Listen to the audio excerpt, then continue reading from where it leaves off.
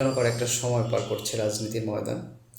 গতকালকে দেশের ইতিহাসে সর্ববৃহৎ জানাজা হয়েছে শরীফ ওসমান হাদির, এবং পাশাপাশি গতকালকে রাতে দিল্লিতে বাংলাদেশের যে হাই কমিশন আছে সেখানে একটি হামলা চালানোর কথা আমরা শুনেছি। যুগান্তর আজকে একটা নিউজ করেছে, দুইটা নিউজ বলা যায়। তারা প্রথম নিউজে দেখিয়েছে যে বাংলাদেশের হাই কমিশনার যিনি আছেন রিয়াজ হামিদুল্লাহ, তাকে হত্যা করার কথা আসলে সেখানে বলা হয়েছে। সেখানে 20-25 জন যারা এসেছিলেন তারা এই কথাগুলো বলছেন।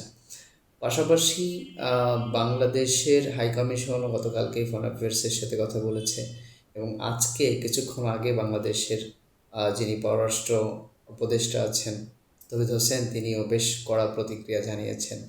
পাশাপাশি ভারতের যিনি পররাষ্ট্র মন্ত্রণালয়ের মুখপাত্র আছেন জয়সওয়াল সাহেব, তিনিও বলেছেন যে মাইনরিটিসদের উপরে যদি আক্রমণ হয় সেটা একটা অ্যালার্মিং তিনি দিয়েছেন। ইভেন এটা গতকালকে রাতে বাংলাদেশ হাই কমিশনের সামনেও ছিল। পয়েন্ট দুইটা খুব স্পেসিফিক। একটা হচ্ছে, আপনারা যারা জানেন, খোঁজখবর নিয়ে দেখেছেন, পত্রপত্রিকার মাধ্যমে জানেন সেটা, যে নয়াদিল্লিতে বাংলাদেশে যে অ্যাম্বাসি রয়েছে সেই অ্যাম্বাসিটা ফরেন অ্যাফেয়ার্স এলাকার অনেক ভেতরে। এমন না যে শুরুতেই যে সেখানে চাইলে আসলে ঢুকে যাওয়া যায় বা জেনারেল পিপল সেখানে চাইলে ঢুকে যেতে পারে, এটা একটা কারণ। তার মানেও একটা মোটিভ খুব স্পষ্ট যেখানে ঢুকতে দেওয়া হয়েছে, নাম্বার ওয়ান। নাম্বার টু হলো যে মাইনরিটির যে ব্যাপারটা বলা হচ্ছে, ময়মনসিংহে যেই লোকটা আসলে মারা গেছে স্যাডলি, এই লোকটা বাংলাদেশি।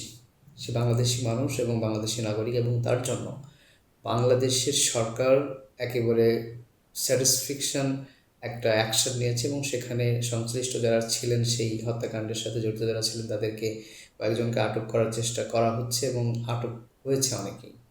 এর বাইরে গিয়ে শহীদ শরীফ ওসমান হাদির ব্যাপারে স্বরাষ্ট্র মন্ত্রণালয়, র্যাব, তারপরে বিজিবি, পুলিশ এবং ডিবির সমন্বয়ে একটা প্রেস ব্রিফিং হয়েছে।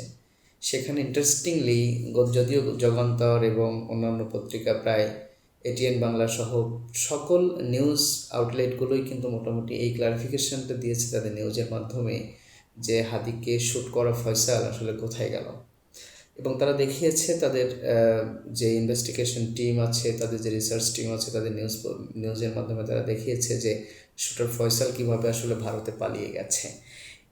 এই জায়গাটাই কেন জানি আজকেও অ্যাড্রেস করলেন না আমাদের প্রশাসনের কর্তা ব্যক্তি যারা রয়েছেন। তারা একটা জিনিস বলার চেষ্টা করলেন যে কোনোভাবে তারা জানেন না যে, বা তাদের কাছে এই তথ্য নাই যে হামলাকারী দেশের বাইরে চলে গেছে।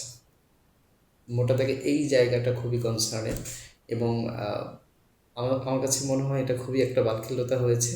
যারা কথাগুলো বলেছেন খুবই বিরূপ প্রতিক্রিয়াও সৃষ্টি হবে এটা নিয়ে সামাজিক যোগাযোগ মাধ্যমে।